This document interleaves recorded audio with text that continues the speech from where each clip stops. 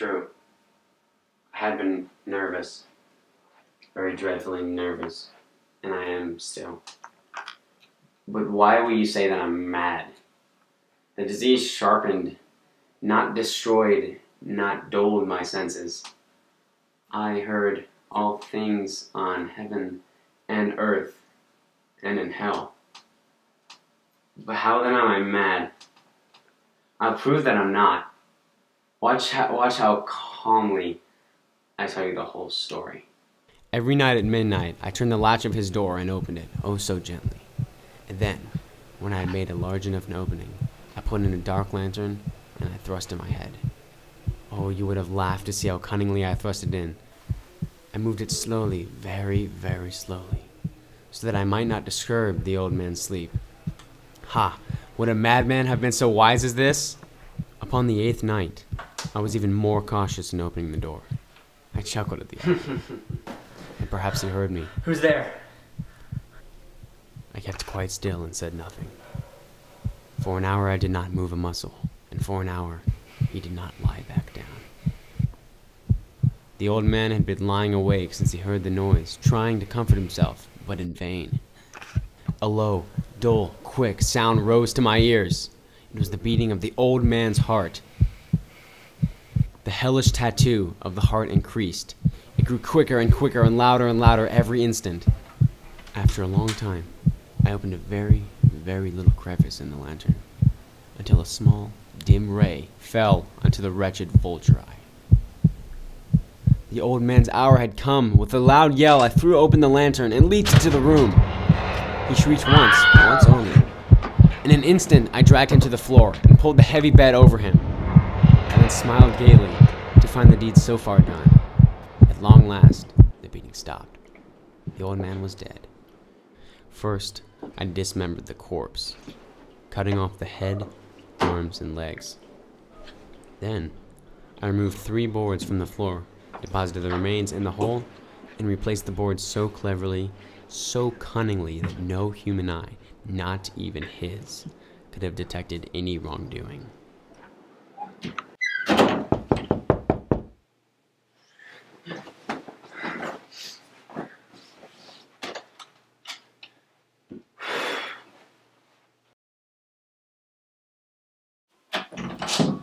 Good evening, sir. Good evening. I'm Detective Toler with the New York Police Department, and we heard a scream in this department. I'm here to report a disturbance, and I'm just here to investigate. May I come in? Yeah, please come in. Went on into the chair. Thank you.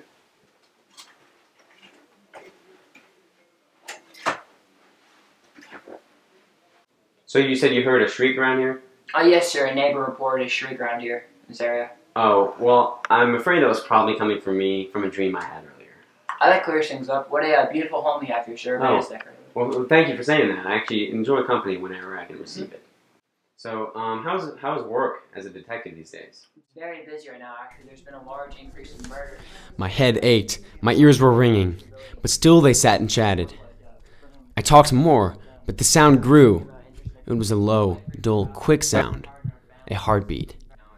I talked even more, but the noise increased. I paced the room with heavy strides, but the noise still increased. Oh God!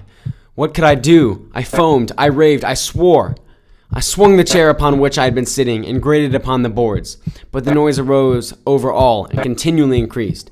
It grew louder, louder, louder, and still the men chatted pleasantly and smiled. Was it possible they heard not? Almighty God, no, no. They heard, they suspected, and they knew. They were making a mockery of my horror. This I thought, and this I think. But anything was better than this agony. Anything was more tolerable than this derision. I could bear those hypocritical smiles no longer.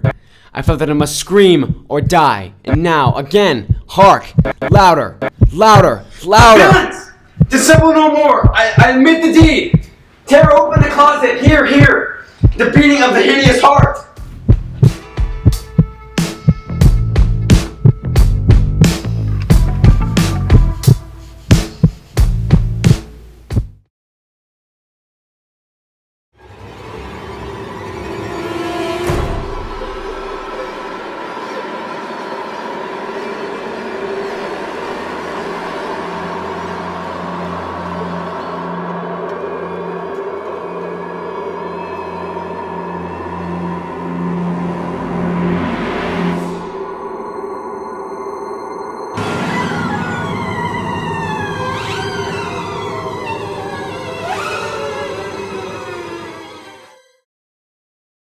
Breaking news.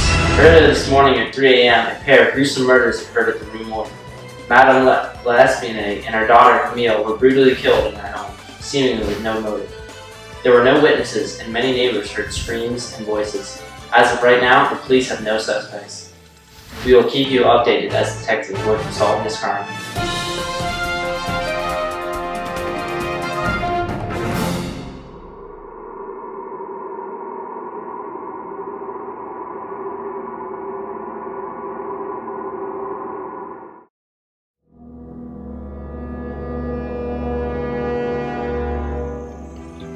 Such a shame what happened to these two women. They're murdered so brutally. What do you think of these murders? I guess I agree with the authorities. The crime is unsolvable. Unsolvable? There's no such thing, my friend. How do I take a look at the crime scene to determine the complexity of the story? I have a friend that can take us to the crime scene. Let's go. You know, why is it that the police believe these crimes to be unsolvable? Well, for one thing, there is no clear motive. Precisely, the detectives are too caught up in this fact. They're confused by the peculiarity. They're working this case way too literally. And what are you looking at, David? Well, first, let's stop back and let's analyze the crime scene. We know that Madame L'Espionne and her daughter Camille were both brutally murdered this morning. Madame L'Espionne was thrown from the window and she was killed instantly. However, her daughter Camille was thrust up the chimney, and there was clearly quite a commotion here. Were there no witnesses? No witnesses at all. However, several neighbors did report hearing two voices, one being that of a French male, and the other a high screech of an unrecognizable language. Unknown language? Surely someone must have known what they said. Unfortunately, no. One man thought the voice to be English, but he was not sure. Another woman was a French woman, and she believed the voice to be a Spaniard, but being French, she couldn't understand the Spanish language.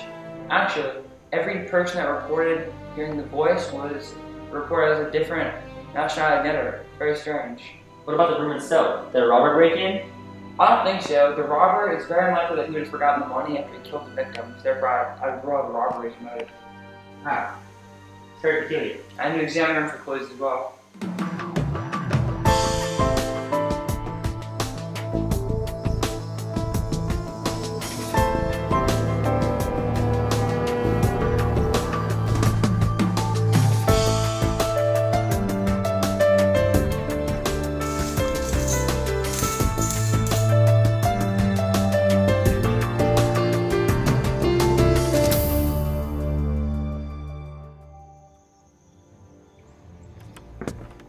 I'm just make a call.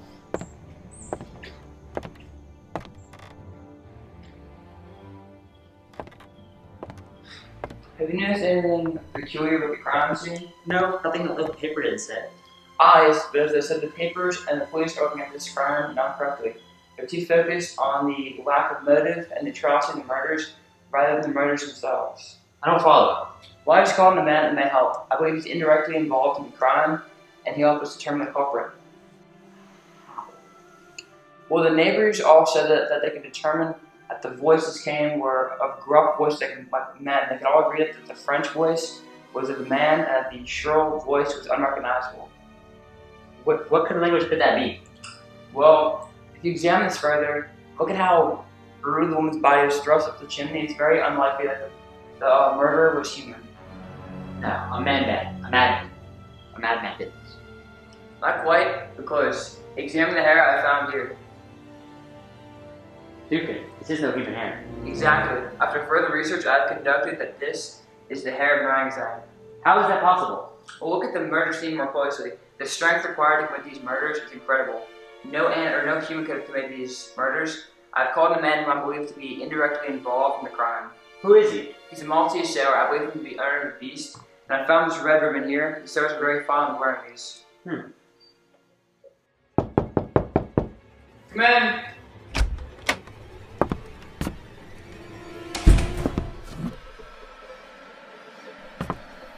Welcome.